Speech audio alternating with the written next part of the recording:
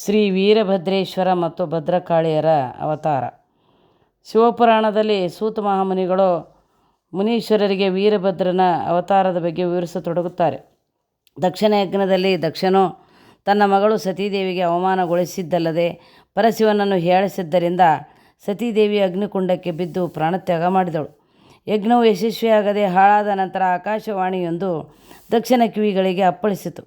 ಆಕಾಶವಾಣಿಯು ದಕ್ಷನನ್ನು ಕುರಿತು, ಎಲೆ ದಕ್ಷನೇ, ಇದೆಂತಹ ಕೆಲಸ ಮಾಡಿದೆ? ಯಜ್ಞಶಾಲೆಯಲ್ಲಿ ದಧೀಚಿ ಮುನಿಯು ಹೇಳಿದ ಬುದ್ಧಿವಾದವನ್ನು ನೀನು ಕೇಳಲಿಲ್ಲ. ನಿನ್ನಲ್ಲಿ ಜ್ಞಾನವೇ ಅಂಕುರಿಸಲಿಲ್ಲ. ಹೀಗಾಗಿ ದಧೀಚಿಯ ಶಾಪಕ್ಕೂ ಗುರಿಯಾದೆ. ನೀನು ಮೂರ್ಖ. ಜಗದ್ರಕ್ಷಕನಾದ ಶಂಕರನನ್ನು ಕರೆದು ಗೌರವಿಸಲಿಲ್ಲ, ಪೂಜಿಸಲಿಲ್ಲ. ಬ್ರಹ್ಮನ ಮಗನೆಂಬ ಅಹಂಕಾರ ನಿನ್ನಲ್ಲಿ ಆವರಿಸಿದ್ದು ನಿನ್ನ ನಾಶಕ್ಕಾಗಿ ಎಂದು ತಿಳಿ. ನಿನ್ನ ಮಗಳಾದ ಸತೀದೇವಿಯೇ ಆದಿಶಕ್ತಿ, ಜಗತ್ತಿನ ರಕ್ಷಕಳು. ಆಕೆಯ ಪತಿ ಶಿವನೇ ಎಲ್ಲಕ್ಕೂ ಹಿತಕರ್ತನು. ಆತನ ದರ್ಶನ ಮಾತ್ರದಿಂದಲೇ ಯಜ್ಞ ಫಲವು ದೊರೆಯುತ್ತದೆ ಎಂಬ ರಹಸ್ಯವನ್ನು ತಿಳಿಯದೇ ಹೋದೆ. ಶಿವನಿಂದ ವಿಮುಖನಾದ ನಿನಗೆ ಯಾವ ದೇವತೆಯೂ ಸಹಾಯ ಮಾಡಲಾರರು. ಇಷ್ಟು ಹೇಳಿ ಆಕಾಶವಾಣಿಯು ದೇವತೆಗಳನ್ನು ಕುರಿತು, ಎಲೆ ದೇವತೆಗಳೇ, ನೀವೆಲ್ಲರೂ ಈ ಯಜ್ಞಶಾಲೆಯನ್ನು ಬಿಟ್ಟು ಹೊರಟು ಹೋಗಿ. ಶಿವನಿಲ್ಲದ ಈ ತಾಣವು ಯಜ್ಞಕುಂಡವಲ್ಲ, ಅಗ್ನಿಕುಂಡ ಎಂದು ನುಡಿಯಿತು. ಆಕಾಶವಾಣಿಯ ನುಡಿಯನ್ನು ಕೇಳಿ ಎಲ್ಲರೂ ಯಜ್ಞಶಾಲೆಯನ್ನು ಬಿಟ್ಟು ಹೊರಟು ಹೋದರು. ಹೀಗೆ ಬಿಟ್ಟು ಹೋದವರಲ್ಲಿ ಕೆಲವು ಶಿವಗಣಗಳು ಕೈಲಾಸಕ್ಕೆ ಹೋಗಿ ಸತೀದೇವಿಯ ದೇಹತ್ಯಾಗವನ್ನು ಶ್ರುತಪಡಿಸಿದರು. ಶಿವನ ಕೋಪಾಟೋಪ ಅನಿವಾರ್ಯವಾಯಿತು. ಶಿವನ ರುದ್ರ ತಾಂಡವ ಮುಗಿದ ಮೇಲೆ ಶಿವನು ತನ್ನ ಜಟೆಯ ಒಂದು ಭಾಗವನ್ನು ಪರ್ವತಕ್ಕೆ ಅಪ್ಪಳಿಸಿದನು. ಆ ಹೊಡೆತದಿಂದ ಪರ್ವತವು ಇಬ್ಬಾಗವಾಯಿತು.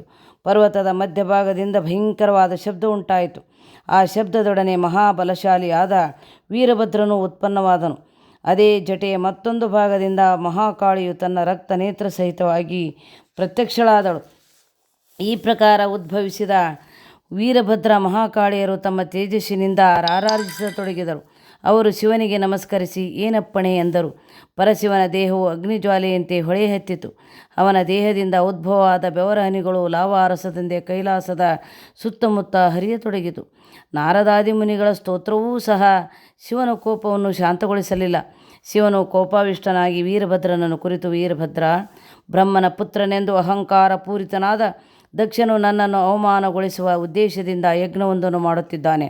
ಅವನು ತನ್ನ ಮಗಳನ್ನು ಅವಮಾನಗೊಳಿಸಿದ್ದರಿಂದ ಸತೀದೇವಿ ಅಗ್ನಿಪ್ರವೇಶ ಮಾಡಿದ್ದಾಳೆ. ಆದ್ದರಿಂದ ಹೋಗಿ ಆ ಯಜ್ಞವನ್ನೆಲ್ಲ ನಾಶ ಮಾಡಿ ಬಾ.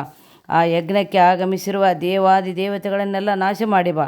ಯಾರ ಸ್ತುತಿಗೂ ಮರಳಾಗದೆ ಎಲ್ಲವನ್ನೂ ನಾಶಗೊಳಿಸು. ದಕ್ಷ ದಂಪತಿಗಳನ್ನೂ ಸಹ ಸುಟ್ಟು ಹಾಕಿ ಬಾ ಎನ್ನಲು ವೀರಭದ್ರನು 3 ಲೋಕಗಳು ಸಹ ಬೆದರುವಂತೆ ಗರ್ಜಿಸುತ್ತಾ ದಕ್ಷನು ಮಾಡುತ್ತಿದ್ದ ಯಜ್ಞಶಾಲೆಯ ಕಡೆಗೆ ಹೊರಟನು.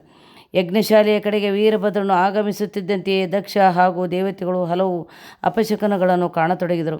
ದಕ್ಷನ ಎಡಗಣ್ಣು, ಎಡಭುಜ ಮತ್ತು ಎಡಜಂಗವು ಅದರತೊಡಗಿದವು. ಭೂದೇವಿ ಕೆಂಪಾಗಿ ನಡುಗತೊಡಗಿದಳು. ಸಾವಿರಾರು ರಣಹದ್ದುಗಳು ದಕ್ಷನ ತಲೆಯ ಮೇಲೆ ವಿಕಾರ ಧ್ವನಿಗೈಯುತ್ತಾ ಹಾರಾಡತೊಡಗಿದವು. ಉಲ್ಕಾಪಾತಗಳು ಪ್ರಾರಂಭವಾದವು.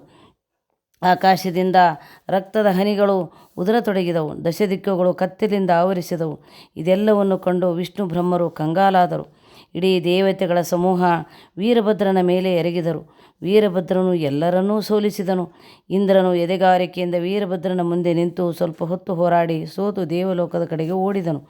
ವೀರಭದ್ರನು ವಿಷ್ಣುವನ್ನು ಕಂಡು ಸಿಟ್ಟಿನಿಂದ, ವಿಷ್ಣುವೇ, ನೀನು ಶಿವನ ಆಜ್ಞೆಯನ್ನೇ ಉಲ್ಲಂಘಿಸಿದೆಯಾ ಎಂದು ಬುದ್ಧಿ ಹೇಳಿದನು. ಆಗ ವಿಷ್ಣು ವೀರಭದ್ರನನ್ನು ಕುರಿತು, ವೀರಭದ್ರ, ದಕ್ಷನು ನನ್ನ ಭಕ್ತನು ಅಂದ ಮೇಲೆ ಆತನ ಯಜ್ಞಕ್ಕೆ ಬರದಿದ್ದರೆ ಚೆನ್ನಾಗಿರುತ್ತದೆಯೇ ಎಂದನು.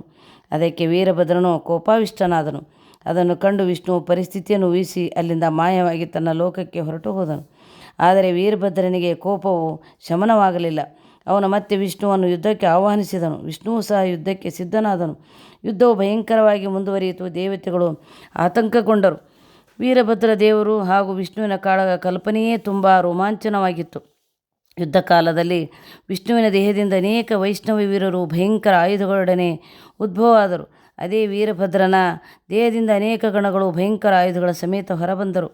ಯಜ್ಞಶಾಲೆ ಯುದ್ಧಭೂಮಿಯಾಯಿತು. ಯಾರೂ ಸೋಲಲು ಇಲ್ಲ, ಯಾರೂ ಗೆಲ್ಲಲೂ ಇಲ್ಲ. ಹೀಗೆ ಯುದ್ಧ ಮುಂದುವರಿಯುತ್ತಿದ್ದಂತೆ ಪರಶಿವನು ಕಾಣಿಸಿಕೊಂಡನು.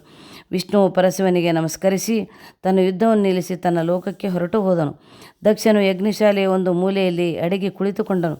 ಶಿವಗಣಗಳು ನೀಡಿದ ಸೂಚನೆಯ ಪ್ರಕಾರ ವೀರಭದ್ರನು ದಕ್ಷನನ್ನು ಎಳೆದು ತಂದನು.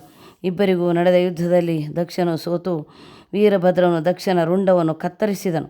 ವೀರಭದ್ರನು ವಿಜಯೋತ್ಸಾಹದಿಂದ ಝೇಂಕಾರ ಮಾಡಿದನು. 3 ಲೋಕಗಳು ನಡುಗಿದವು.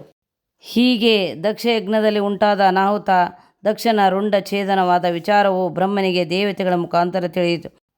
ದಕ್ಷಯಜ್ಞ ಧ್ವಂಸವಾದದ್ದು ಹಾಗೂ ದಕ್ಷಿಣ ರುಂಡವು ವೀರಭದ್ರನಿಂದ ಚಂಡಾಟವಾದದ್ದು ಇವೆಲ್ಲವೂ ಬ್ರಹ್ಮನಿಗೆ ತಿಳಿದು ತುಂಬ ಸಂಕಟವಾಯಿತು. ವಿಷ್ಣು ಹಾಗೂ ದೇವತೆಗಳೆಲ್ಲರೂ ಬ್ರಹ್ಮಲೋಕವನ್ನು ಸೇರಿ ಇದೇ ವಿಷಯವನ್ನು ಚರ್ಚಿಸಿದರು.